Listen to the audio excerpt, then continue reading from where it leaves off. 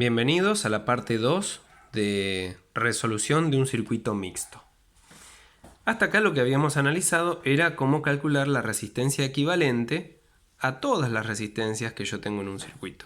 Es decir, la que podría reemplazar a todas estas y dejar una sola. Ese procedimiento me permite calcular la intensidad del circuito.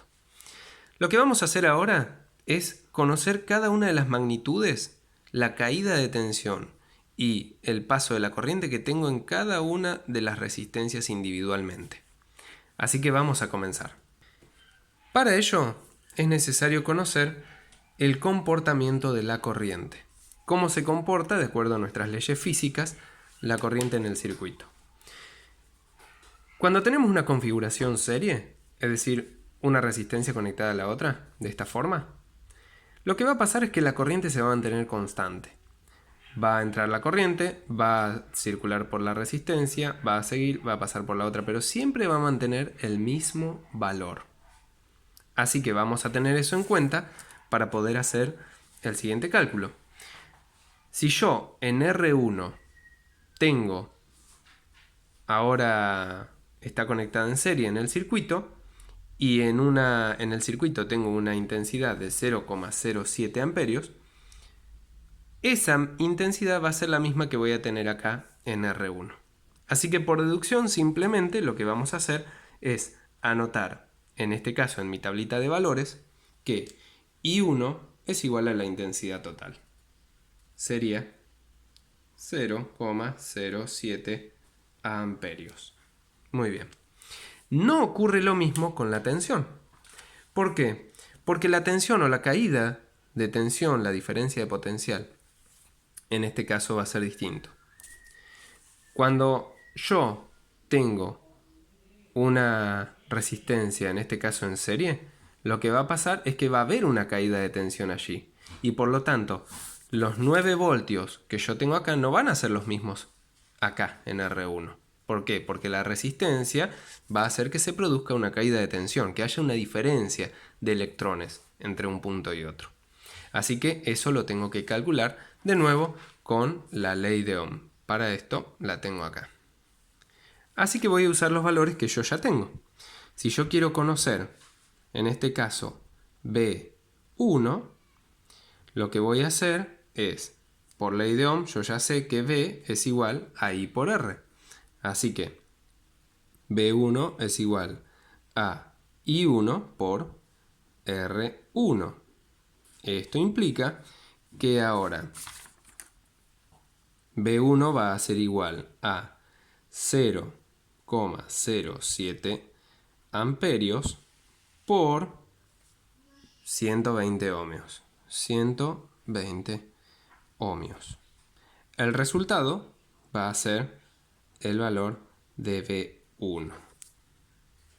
El valor que me va a dar acá en este caso va a ser 8,64. 8,64 voltios. Notemos que nunca me puede dar un número más alto que el que tengo de entrada de la fuente, ¿sí? Siempre me va a dar un número más bajo que el de la entrada. No puedo estar consumiendo en una resistencia más tensión de la que ahora me está tirando la fuente. Muy bien, ya tenemos ese valor, así que lo vamos a anotar acá. B1 es 8,64 voltios. Perfecto. Vamos a pasar ahora a los siguientes valores. Yo lo que tengo que llegar a conocer acá es los valores de tensión, es decir, V2 y V3. No puedo conocer la I todavía, la intensidad, porque acá viene la corriente, vienen estos 0,07 y se reparten. Pasan algunos electrones por acá y otros por acá. Entonces, como se reparten, yo no sé cuántos vienen para acá y cuántos para acá, así que los tengo que calcular. Lo vamos a hacer también con la ley de Ohm. Pero primero llegamos a necesitar el valor de la tensión. ¿Cómo lo sacamos? Bueno, con el valor de la resistencia equivalente. Fíjense en lo siguiente.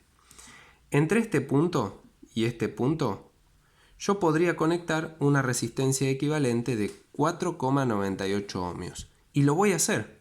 ¿Por qué? Porque cuando yo lo haga, de esa forma voy a tener el valor de la resistencia equivalente y voy a poder calcular con la intensidad el valor de la caída de tensión. Así que de nuevo, vamos a utilizar la intensidad total, que es el dato que yo conozco. Para poder utilizar ese dato, yo voy a hacer lo siguiente. Quiero calcular la caída de tensión que hay en 2,3. Entonces, para poder calcular eso, ya sé que caída de tensión 2,3 es igual a la intensidad total por la R equivalente 2,3. De nuevo entonces lo que voy a hacer es reemplazar acá los valores. 0,07 amperios de la intensidad total por la resistencia equivalente 2,3 que es 4,98 ohmios. En este caso vamos a tener ohmios. Muy bien. Esto va a ser igual a V23. Así que V23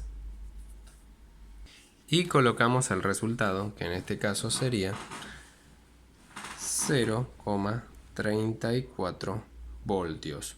Tengamos en cuenta que esos 0,34 voltios los vamos a tener en lo que vendría a ser toda esta conexión. Así que, una vez que yo calculé eso, ya sé que si yo coloco de nuevo las resistencias en paralelo, como la tensión en paralelo se mantiene constante, es decir, no cambia, lo que voy a tener es 0,34 por V2 y 0,34 por V3. Y los voy a anotar acá. 0,34 voltios, 0,34 voltios. Muy bien. Solamente me resta encontrar los valores de intensidad, que ahora es más fácil. ¿Por qué? Porque yo ya tengo V2 y tengo R2.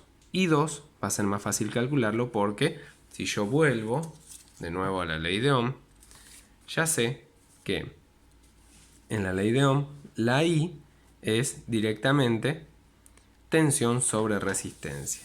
Así que para calcular en esta oportunidad I sub 2, lo que voy a tener que hacer es dividir V23 sobre lo que es la resistencia o R2. Esto va a implicar que ahora la tensión de 0,34 voltios dividido la resistencia 2, que en este caso es 5 ohmios, va a ser igual a I sub 2, que va a ser, en este caso, 0,068 amperios. Y ya los puedo colocar acá. 0,068 amperios. Y la I3 pasa exactamente lo mismo. Para poder tener I3, utilizo la V23 sobre R3.